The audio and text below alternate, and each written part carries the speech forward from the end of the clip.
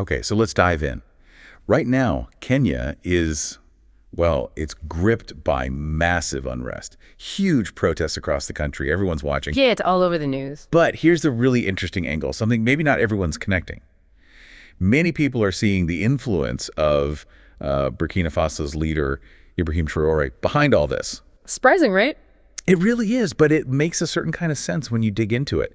What we're seeing, essentially, is how a fight for sovereignty way over in West Africa seems to be sparking inspiration across the continent. Okay. And so in this deep dive, we want to unpack that, how Traore's actions have become this symbol and what it could mean for Kenya and maybe, for Africa's future direction. Right. Let's definitely get into that. But first, to really understand why Traore's message is hitting home, we need to look at what's actually happening in Kenya. These protests, they're huge, aren't they? Some of the biggest in years. Absolutely. We're talking weeks of demonstrations now.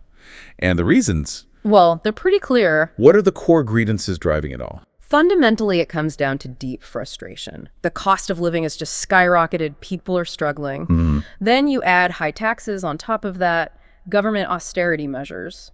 People feel squeezed. And I've seen a lot about foreign debt, the IMF. Exactly. There's a lot of anger about foreign debt burdens and the policies pushed by institutions like the IMF.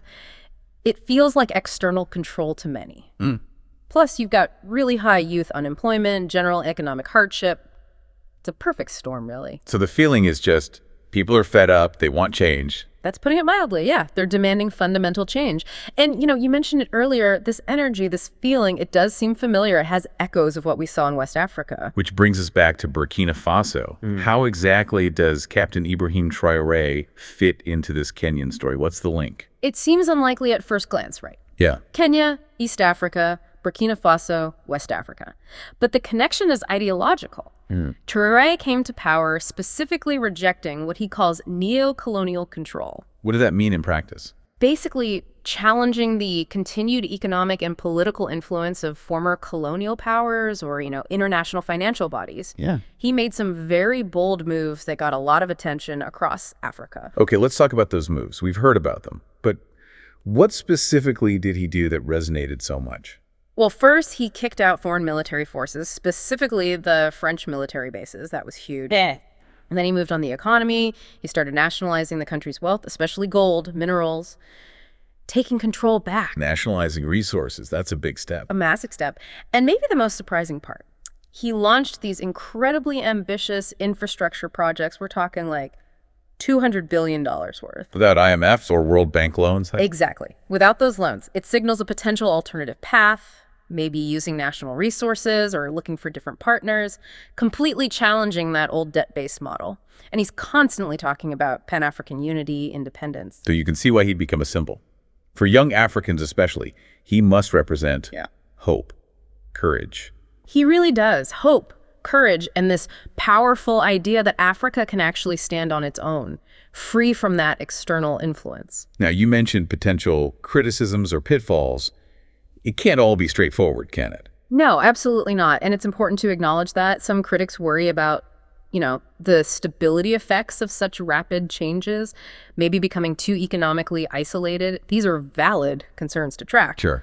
But for the people protesting, for the youth feeling marginalized, his core message of self-reliance and sovereignty is incredibly powerful right now. And that resonance, we're seeing it very directly in Kenya, aren't we? It's very much a youth-led movement there. Oh, absolutely. Young people are right at the forefront. How is his message spreading?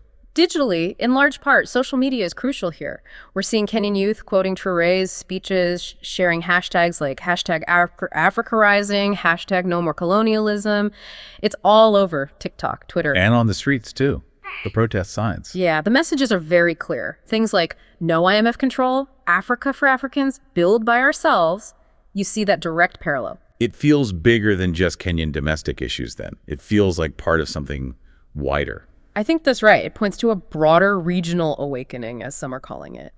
The parallels between Burkina Faso and Kenya are pretty striking when you lay them out. Okay, let's draw those parallels explicitly. Sure.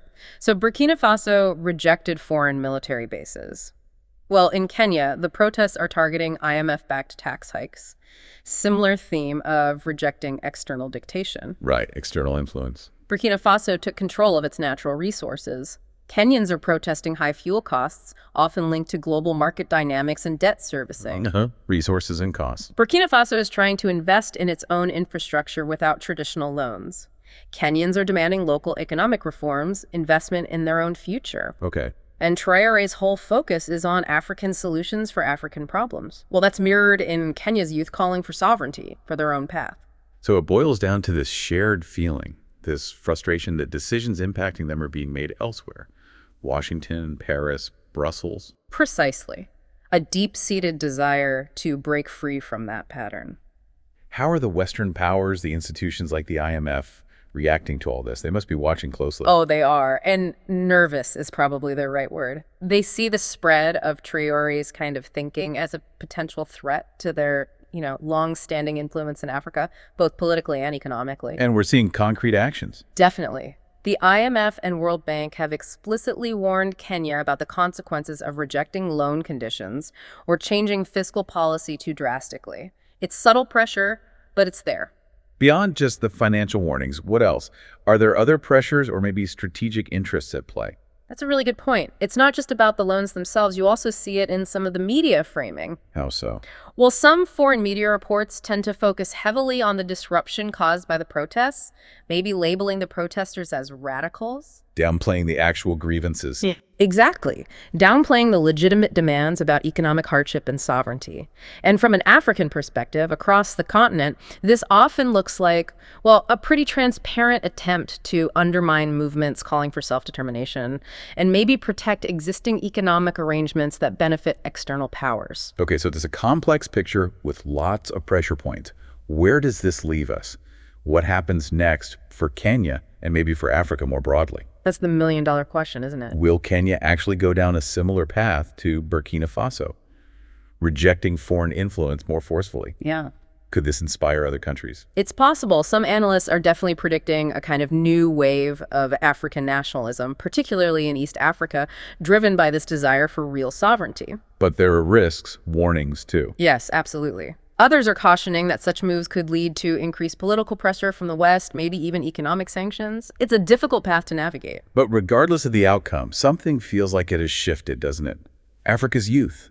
They seem energized, connected. I think that's undeniable. They're awake, they're connected through technology, and they seem less afraid to demand change. That's a powerful force. It really is. The sources use this imagery. Traore might have lit the spark in Burkina Faso, but the fire seems to be spreading.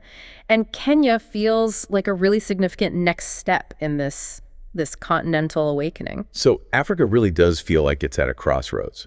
Keep following the path dictated by foreign interests, or forge its own future. That seems to be the fundamental choice. Traore showed one possibility, and now Kenya is pushing that conversation forward in a major way. Leaves you wondering, doesn't it? How could this youth activism really start to reshape global power dynamics? And what steps might other African nations take if this keeps building momentum? Yeah, big questions, ones worth keeping a very close eye on.